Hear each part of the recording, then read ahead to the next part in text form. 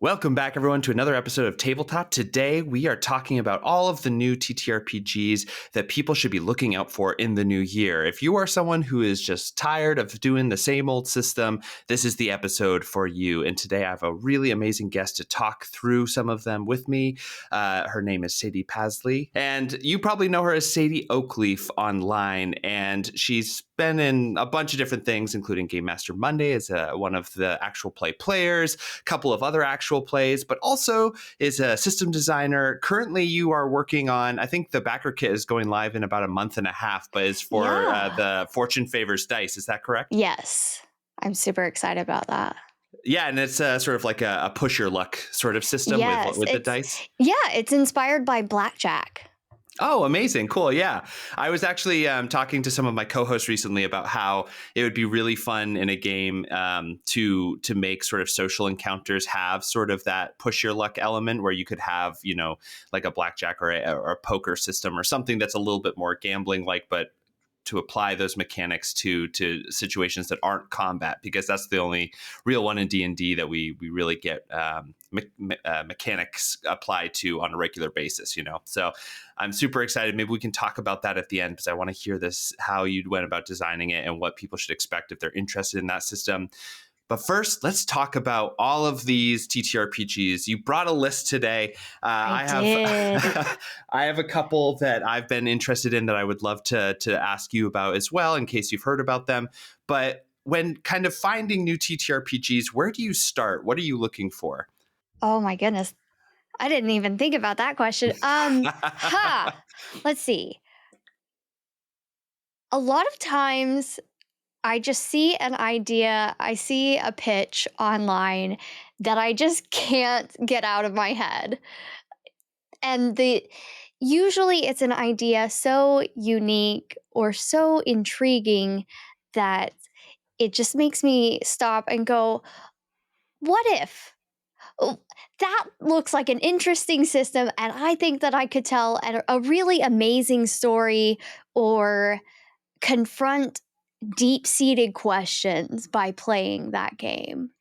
So that's kind of what I look for. Something that just grabs me and won't let go.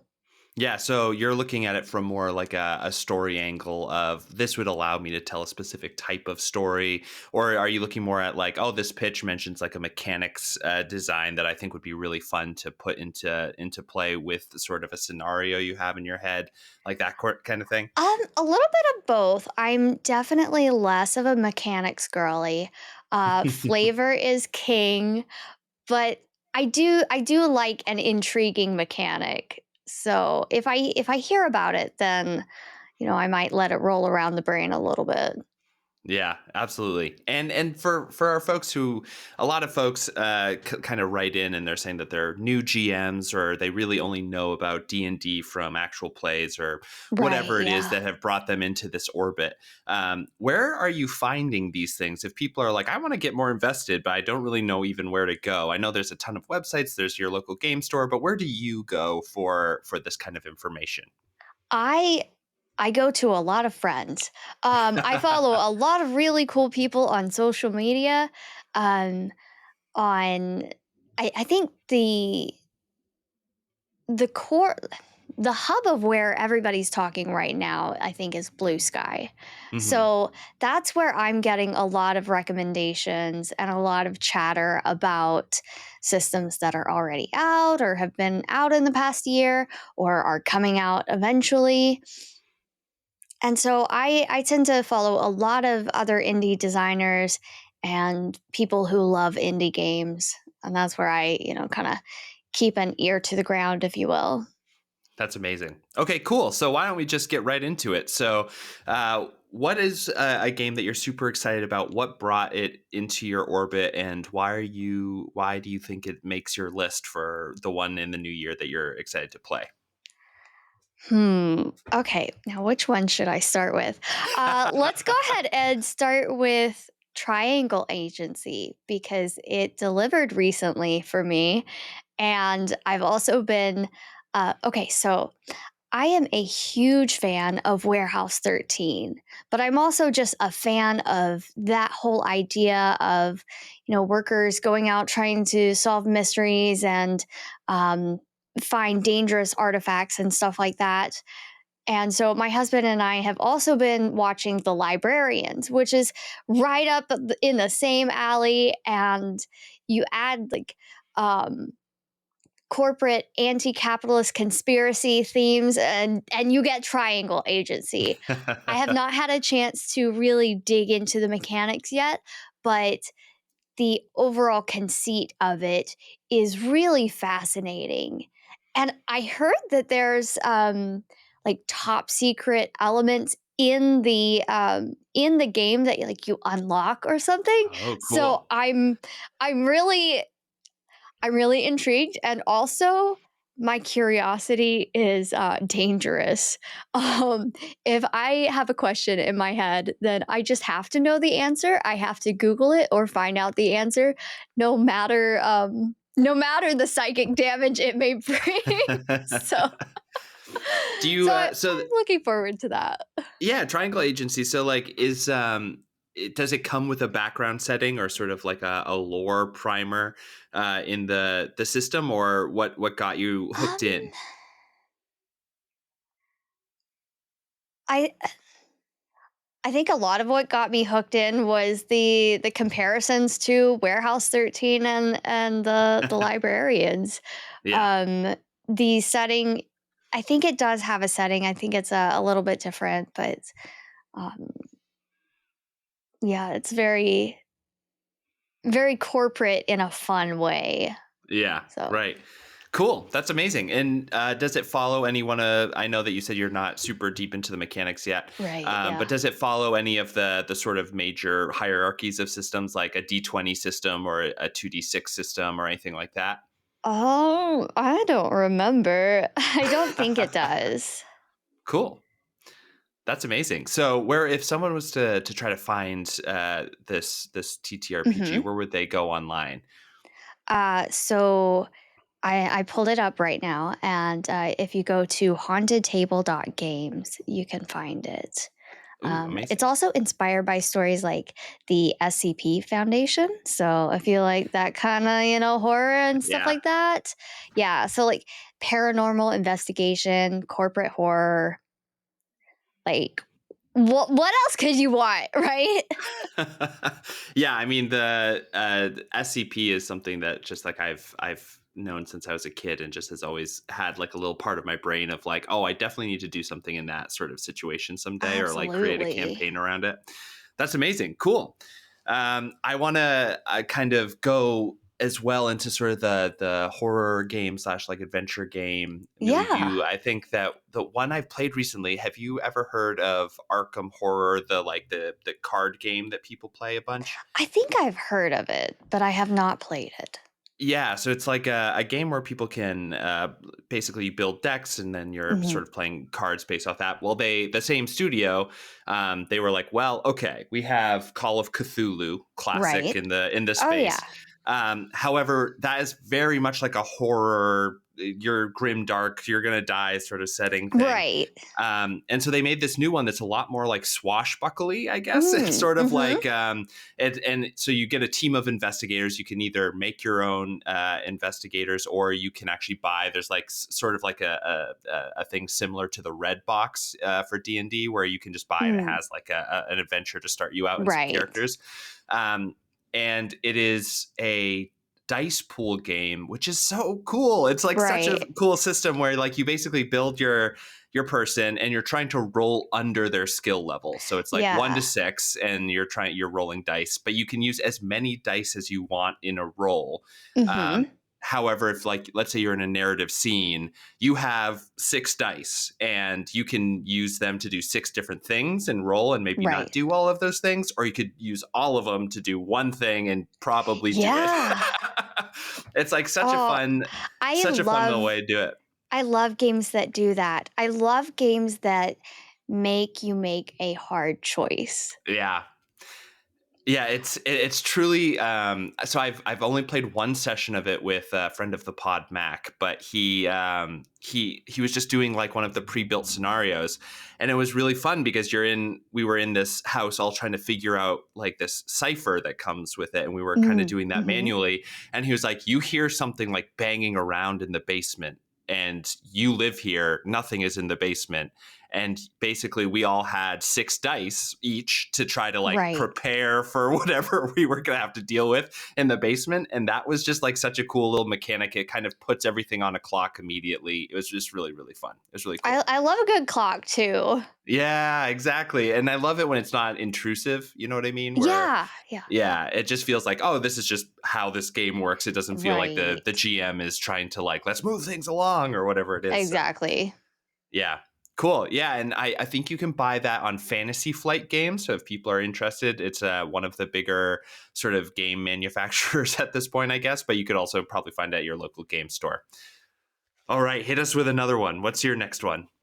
Uh, Star Trek Adventures 2E. I've Um, heard about this. You have to tell me because yes. so many people are saying Star Trek Adventures, the first one, is like a great system. Everyone loved it, but like they have been developing this new one. So can you tell how you kind of found it and everything? Right. So my husband and I are big Trekkies. I've been a Trekkie since I was a kid. Um, yeah, Star Trek over Star Wars. No apologies. Um, gotta get that fun sound bite in there, you know. Um, so I've never played Star Trek Adventures the first edition, Sure. but my husband and I got the second edition, and I flipped through it, and it seems, simple enough, pretty Yeah. self-explanatory, and I like the ship collaboration elements and the different jobs and stuff like that. Can you Um, tell a little bit about because this is the thing that I've always had such right. a hard Yeah. time with in TTRPGs is like if you're Mhm. doing a sci-fi sort of thing or even a fantasy thing and there's like the ship, right? And Mhm. you're like going from Right. place to place, how do you make that feel visceral or interesting? And like that must be such a huge part of a Star Trek game. So, Yes, but here's the thing about Star Trek. Star Trek never it doesn't hardly ever focus on um like the vastness of the journey and like how it mm, takes forever or not forever to get from here to there. It focuses on the day-to-day interactions of the people, the crew, the people on the planets that they're exploring.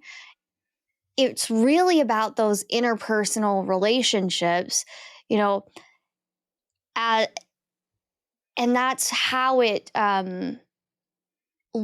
that's the lens that it uses to view society and the world and where we're going in time and space. mm, Completely, to bring up Star Wars again, completely in a different way than Star Wars does. yeah. So, Yeah, yeah. because it sort of has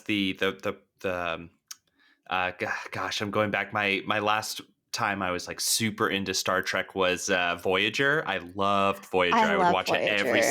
Yes. every single time an episode was released. I was there. But Janeway is a like, favorite of mine. oh, God, maybe best captain. I gotta say, I Maybe. like Picard. I like I some of the other ones. Janeway, I'm pretty terrible cool. at picking favorites, but I feel like sometimes Janeway does not get enough credit.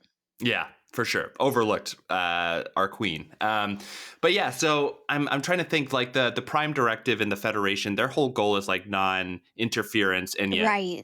there's always And yet, interference that happens. and yet. So how would you like go about using this system or this game to like run this sort of campaign? Are you focusing on like going to specific planets and then running it as almost like an adventure fantasy there, or does the system kind of focus more on something else?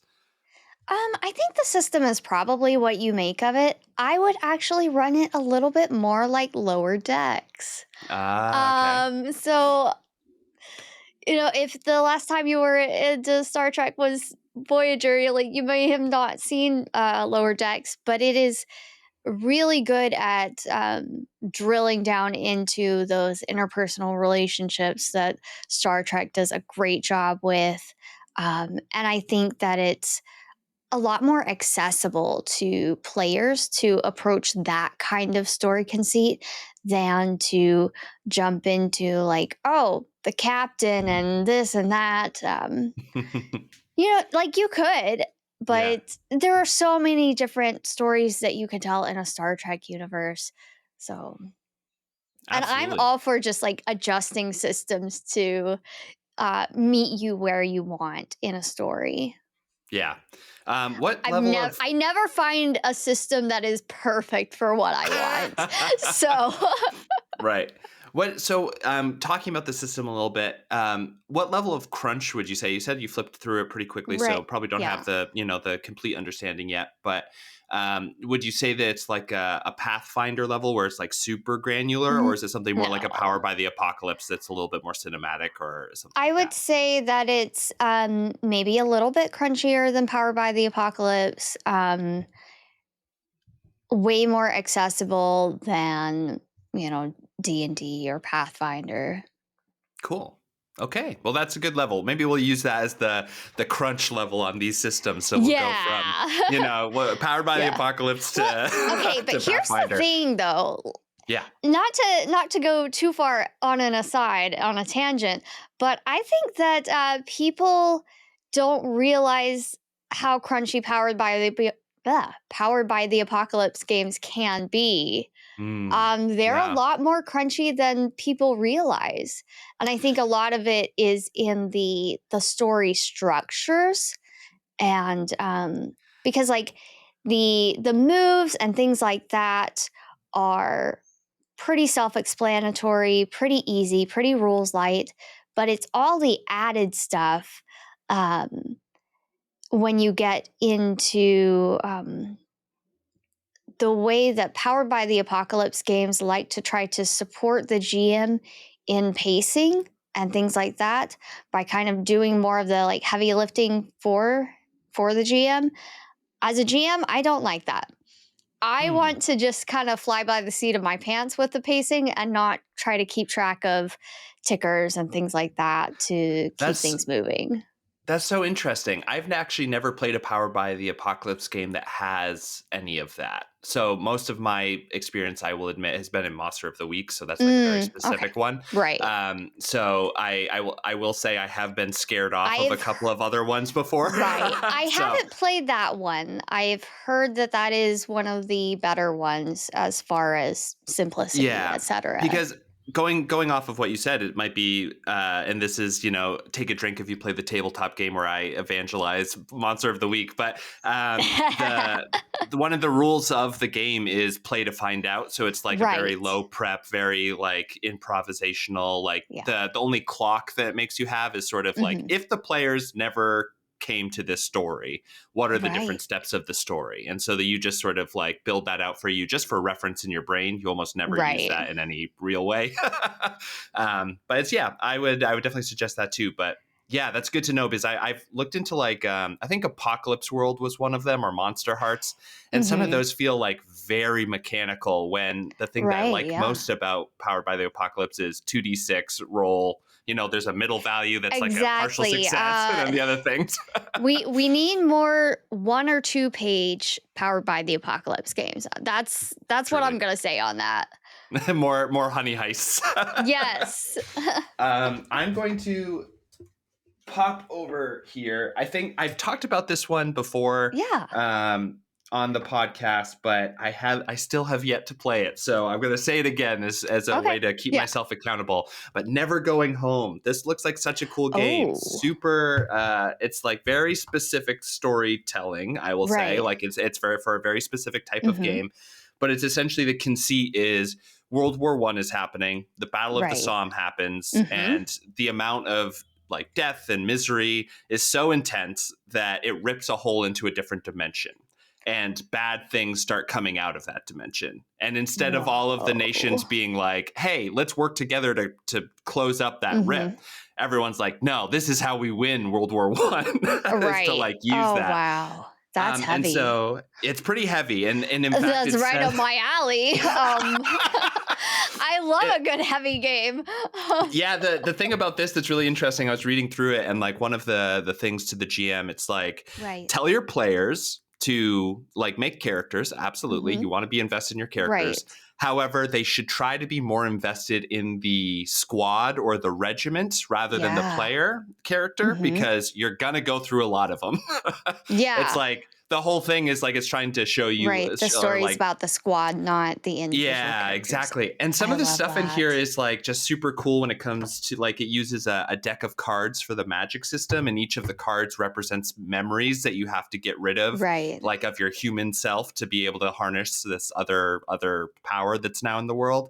Can And you do me a eventually, favor and like yeah, can you hold up the cover and kind of describe it um for our listeners because that cover is haunting. yeah, it's super evocative, right? So for our Yes. listeners, it's three folks who are in sort of like World War One style gas masks, except they all have different style uniforms on, A no very skin muted or dark palette yeah, too. yes, absolutely. And then this guy in the back here has these like animal antlers and like stuff being strung between them because he's obviously a magician and is sort of going in a more esoteric or occult Mhm. place. But I was reading the art director's sort of like take on this, and he said that the reason why the art style is so bleak almost is that Right. it's trying to evoke the feeling of you are these empty uniforms that are being sent into a situation, and like Oh, your yeah. humanity is the thing that you have to either find within yourself or lose completely. I feel And like so that's yeah. really reflected in the gas mask and the Yeah. hollow, like, soulless eyes.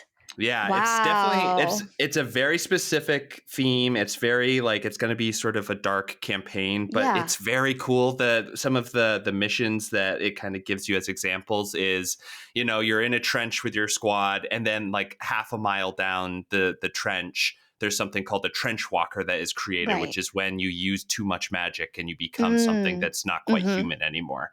And so, like, there's a lot of different ways you can play it. You could play it as at a super hyper local level, or you could take it as like this huge, epic, year spanning sort of campaign. It's something that I'm interested in finding out a little bit more. And also, I love weird mechanics like the deck of cards and stuff like Right. that. Absolutely. That sounds amazing, and I am definitely gonna have to look into that one. Yeah, it's also very affordable. Like you can, I think, get all the PDFs online for very, very cheap. I'm trying to just look up because it's been a little while. It is written by Irvin Jackson, Matthew Orr, and Sarah Orr Aten, and they sell all of this online. So it's really cool. It even has campaign modules that they've built for it as well. So if you're interested, Nice. check it out. Absolutely. All right, hit us with another one. Okay. You know what? Let's jump off from that topic a little bit because it brings up an interesting, not quite similar game, but I I have reservations about this game, and so I want to play it to figure out if my reservations about this game are wrong. Okay. Um, I I want to play Eat the Reich. Oh, Um, I literally saw this for the first time yesterday. You're gonna yeah. have to tell me about it, but I was like Okay. immediately like, this is a very interesting, evocative cover. Right. Um, yeah, everybody is raving about it right now. And so the premise is that you're a vampire commando and you're coffin dropped into occupied Paris to like um, go through the streets and find Hitler and kill and drink his blood. Yeah. And I have mixed feelings on the thought of it. And It's I think the reason why is um partly because of current events. Um, and I've had these kind of feelings for a little while now, seeing everything going on in the world, um, and I worry about the tabletop communities. Um, let's see, the tabletop community has a tendency to want to fight Nazis and fascism in very heroic, violent, glorious ways in stories. And while that can be a good and therapeutic and cathartic thing, I think sometimes we forget about the mundane. Hmm. And so sometimes I worry, like, is it weird to be fighting, you know, metaphorical fictional Nazis when we can't figure out what to do with the ones here? Yeah. So, Yeah, that's a good uh, point. I would say, like, yeah. for me, I don't know. I think that And I could be I wrong about this. Like, this could no, just be a totally. personal feeling of discomfort here. I Yeah, don't think that there's anything wrong with, wanting to fight Nazis in stories. But I do prefer to have like a more holistic view of, how are we engaging with media and how are we engaging with the world in front of us. totally. Yeah, I think that's a good point.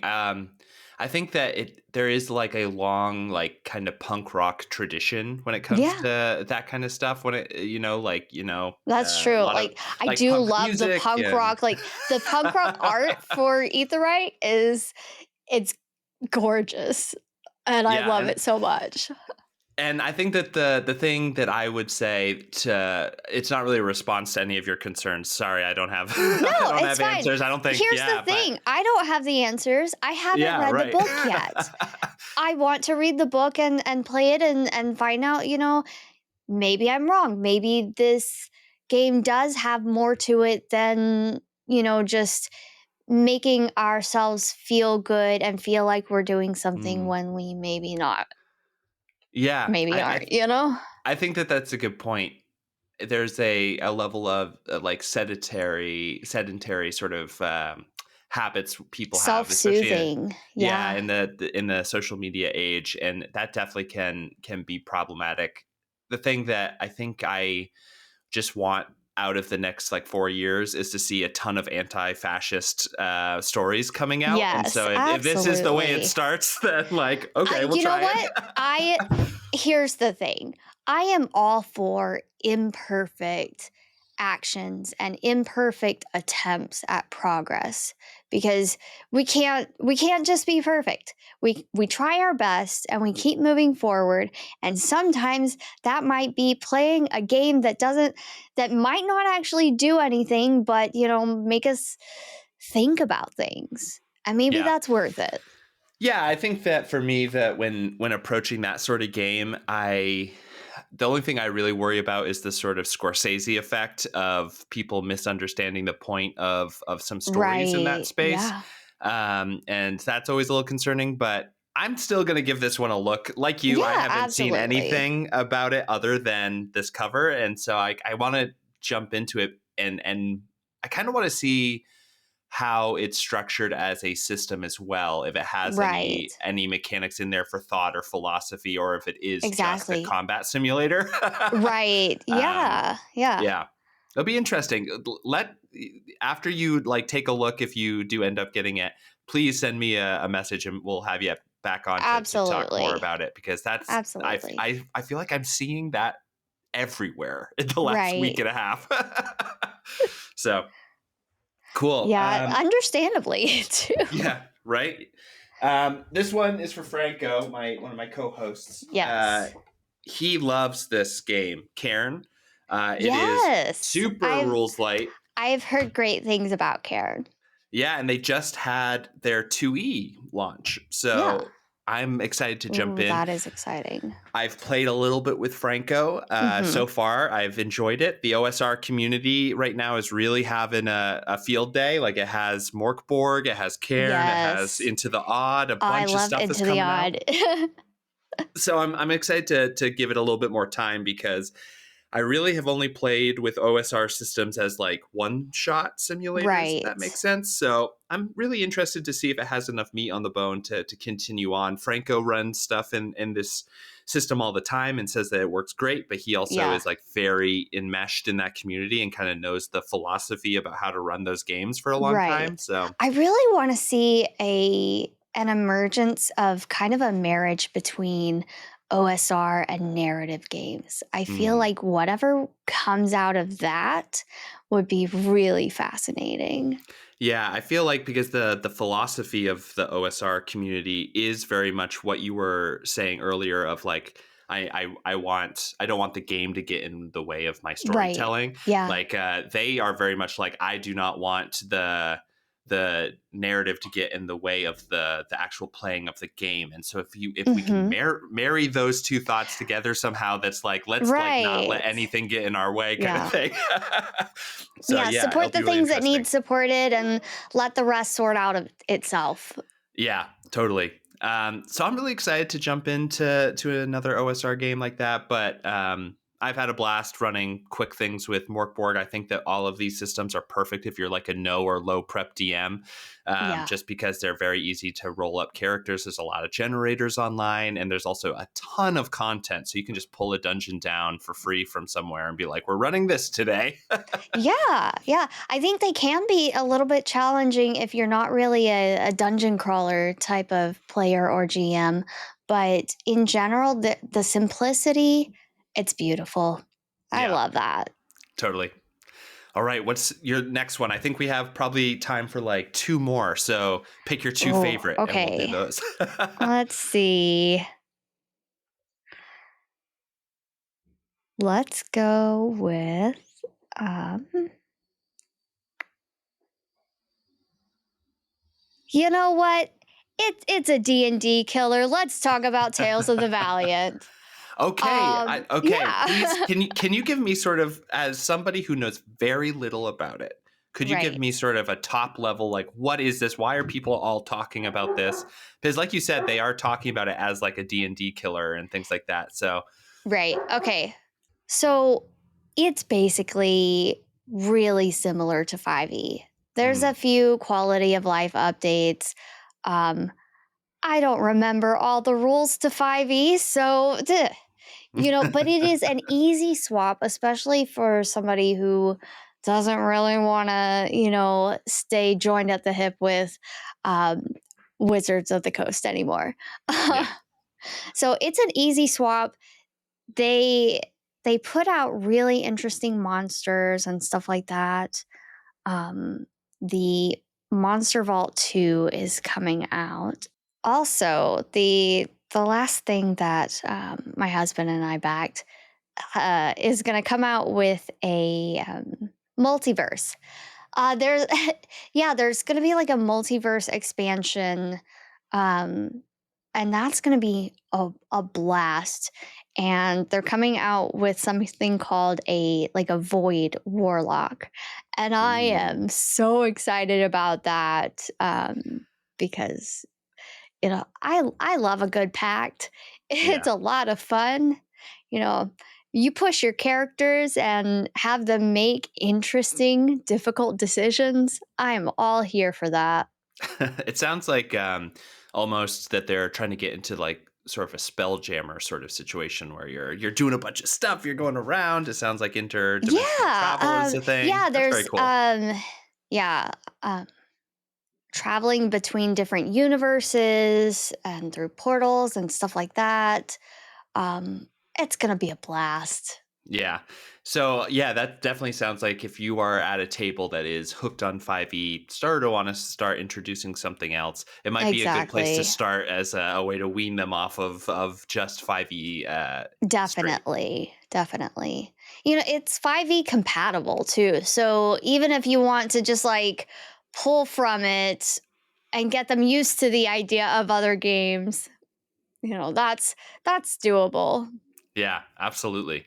My last one before we get to yours Yeah. is let me see where it is. Ah, Aha! Against the Gloom. I love this group of folks. It's Scripted, Mhm. which is the publisher, Scripted Games. Go to their website. They're super cool, super friendly.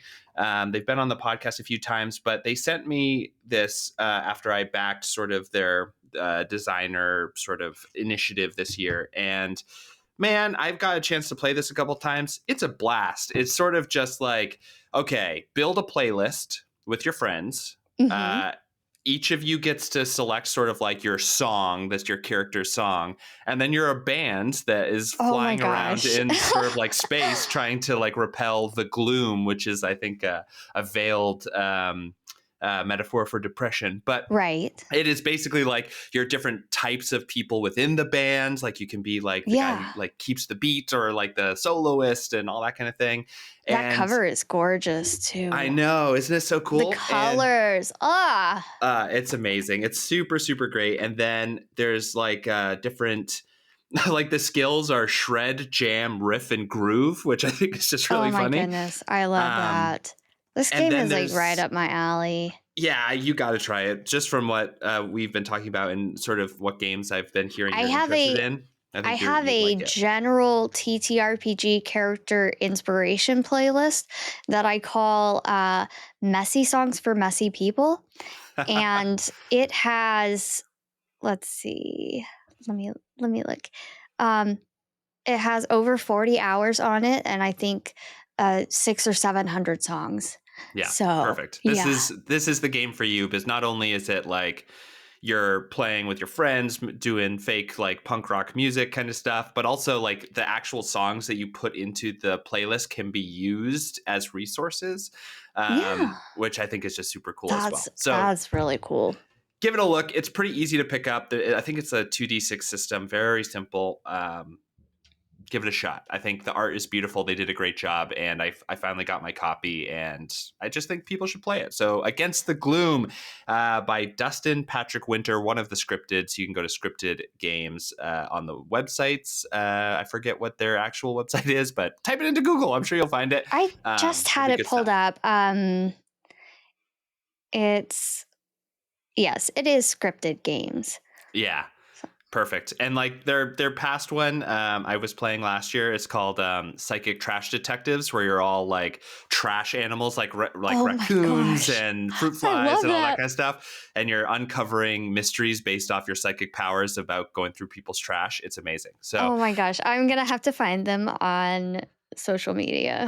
So definitely, they're super great, and also the stuff that they put out is like super queer, super interesting, yes, and very like I would say vibrant is the way that I would kind of place their games. They're all very interesting and kind of out of the box. So go check it out.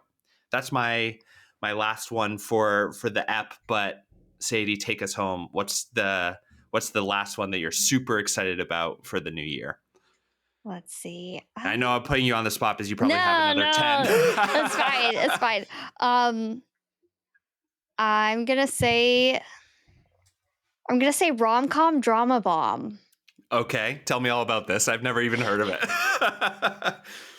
So the cover is hot pink, and it has like these little emojis on it with like hearts and a bomb. And the premise of it is that it's a 3-player game. Two people are people who should not fall in love. And the third person plays the evil villain who will stop at nothing to make sure that they do. Oh, that's amazing. Yes. So it's GM-less, no prep, 3 players, which is really great because I feel like what ends up happening when you have like a regularly scheduled group is that Mhm. you end up having, people cancel or things come up, and then you have like 3 players or 2 players and a GM, and it's like, what are you gonna do with that? So yeah, it's also like a 90-minute timed gameplay. So Ooh, that's it's amazing. basically the time of like a rom-com. Yeah. So is it sort of like a one-shot machine, essentially? Uh, yes, I believe so.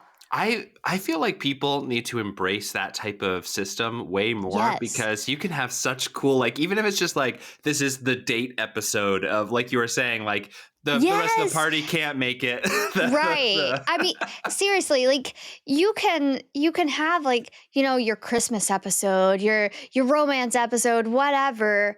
Um and you can play like the same types of characters, like the same characters in different systems with a little finagling, you know, but also there are so many cool people in the community and I want to play games with all of them. And if I only play campaigns, if I only play games that are, 6 plus episodes, then how am I going to play with all these cool people? Yes, this is the question of our time. We all have to figure this out. Yes. Yeah, I think that sounds like such a blast. Do you know who the writer or the publisher is, so people can find Let's it? see. Um the designer is Elliot Davis. Amazing. So everyone, go follow them. Find this awesome Yes. game. Can you give us the title one last time? Romcom Drama Bomb.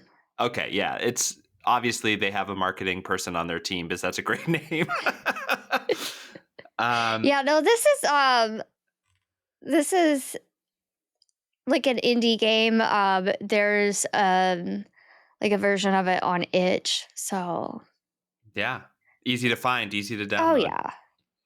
Cool. I'm probably gonna grab that because, like I said, I I need need to I need find my fillers. copy. I misplaced it Oh and I'm no. so sad about that. And it should be so easy to find. It is a hot pink little book. So I don't know how the heck I lost it. Yeah, But yeah, I'm going to have to find this game. amazing. Figure out where I put it. Yeah, that definitely sounds like something that would just be good to have on the shelf too. And maybe it's like something Exactly. mechanically you Yeah. just pick apart so that you can take mechanics and throw it into your True, game kind of true. thing too. Sadie, thank you so much for coming on. I want to give you some time now to just talk about all the different things you're doing because going over through your website, I was just sort of like, man, they're doing a ton of stuff and I don't want to forget anything. So, is there anything that's coming up Yeah. that you want to give people a heads up about? Where can people find you online? Like, what is Sadie up to these days? So I'm Oakleaf Insignia all over the internet. My website is oakleafinsignia.games. And right now, I do have a couple upcoming actual play appearances with, things like The Heart is a Dungeon, etc. Hmm. Um, but mostly what I am trying to focus all of my time and energy on right now is I am expanding my game Fortune Favors Dice and I am hoping to well, I'm working on the backer kit campaign for it.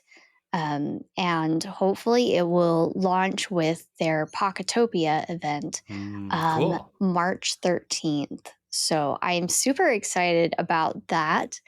Um, it is I wrote the initial one pager last January, and that was Fortune Favors a Sword. And then I just fell in love with the mechanics so much that I had to make it into something bigger. Yeah. Um, That's amazing. So, what if people are interested in that sort of like the system and all that kind of thing? Where can people find the first version that you're now expanding?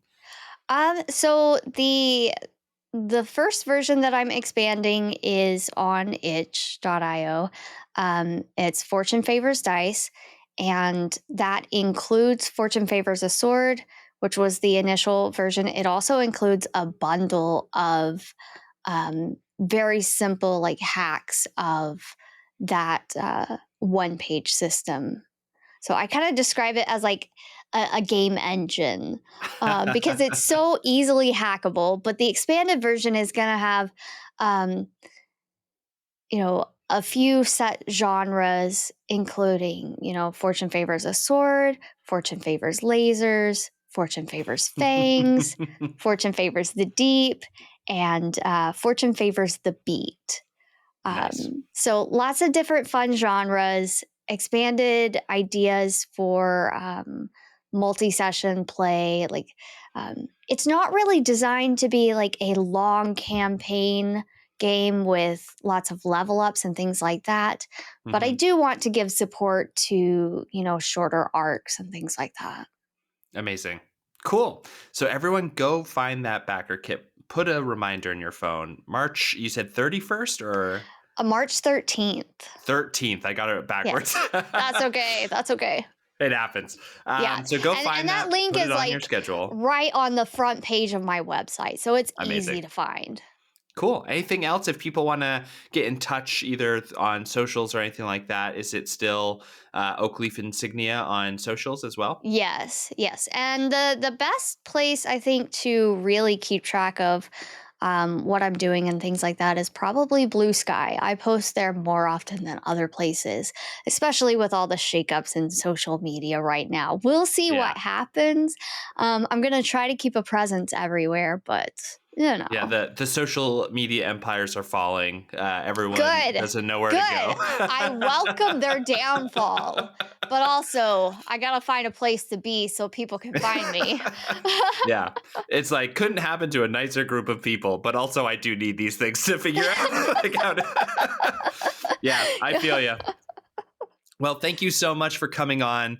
And everyone, if you want to hear more Tabletop, you can go to tabletopppod.com. That's our website. It has all of our episodes, also all the links to our Discord, our Patreon, other things like that. You can also use our contact form if you want to send a question into the pod for us to answer or talk about as a subject.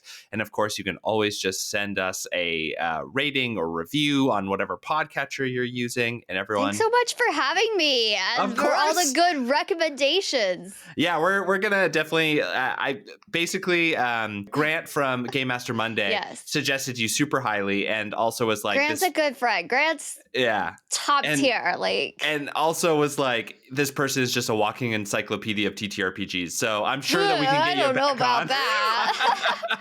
I know that we only got through a few of your No. multitudes of lists. Like, here's the thing. I know a lot about what all's out there, but also there's so much out there, it's impossible to keep track of everything. Um, and then, like I said, I'm not so much of a mechanics girly, so, you know. Vibes only, and that Yeah, honestly, that's how I most mean, people go about it. yeah, So. yeah. Well, we'll definitely get So, you back on again soon. So yeah. we'll see everybody next week for another episode of Tabletopped.